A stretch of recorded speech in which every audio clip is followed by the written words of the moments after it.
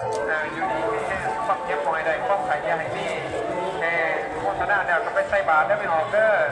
ใส่บาทเนี่ยก็มาคือว่า FC เพิ่นเนาะอยู่ดีมันดูไปเสียเอาผู้แดเจ้าก็ฟังมาเองสินะ FC เพิ่นหลายเบาขึ้น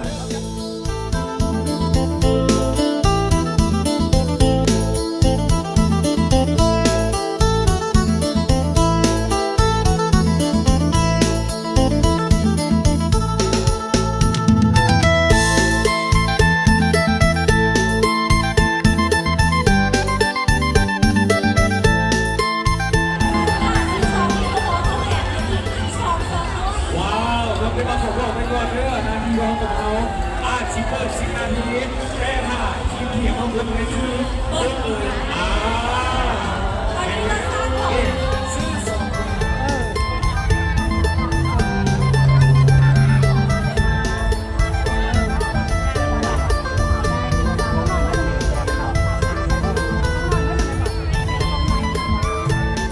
ขอบเจอหลายๆน้องสาวเรียนมาเปิดติดบททันมาสวยจะซิมเชลกันได้แล้ว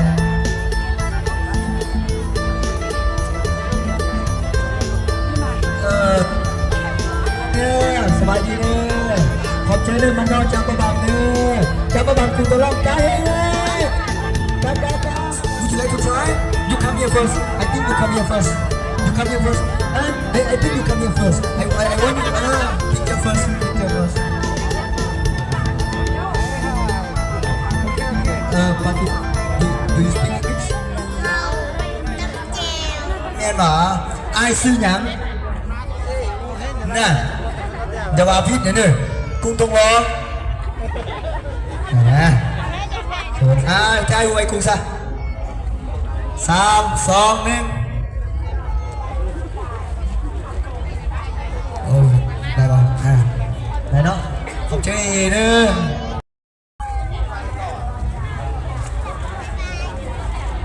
โอเคขอบใจแม่บอกบุเรงเราซิมลองบ้างแม่เจ้าหากูแต้งกูเศร้านี่ฟักเงินนะเนาะเนาะเจ้าระบบเวทเช็ดเลยแองสบายดีของนี่เนาะของนี่2 มื้อแล้วเนาะที่บ้านเอาข้าวกลุ่มต้องลองจังไปลงโปรโมทให้แล้วเนอะนั่นเลยมันจีนะโกอินเตอร์ได้หลายคนนี่เนาะเสื้อว่าอายเพิ่นสามารถเอาไปเอาคลิปไปปิ๊งอยู่ไทยอยู่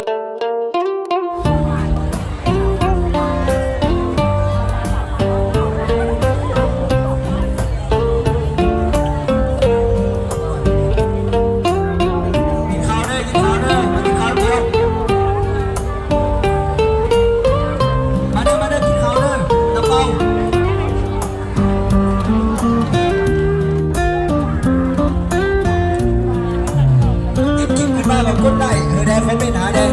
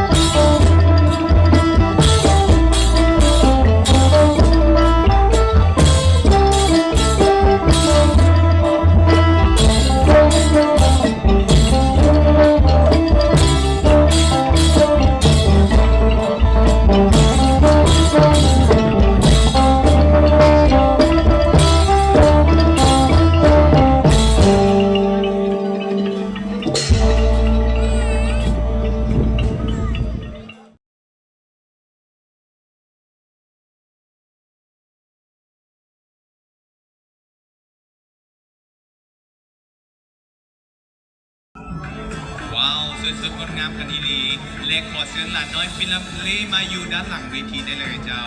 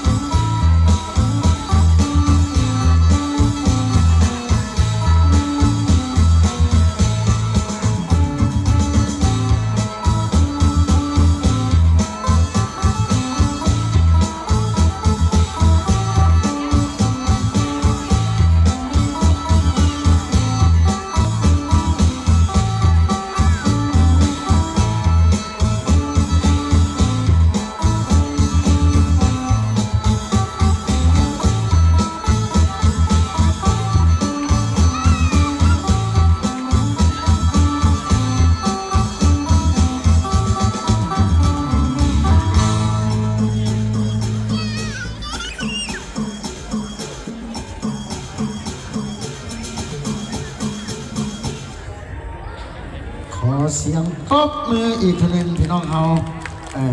ให้ได้เบิ่งได้ชมกันหลายสิ่งหลายแบบหลายอย่างรับรองว่าบ่ผิดหวังพี่น้องเฮามาเบิ่ง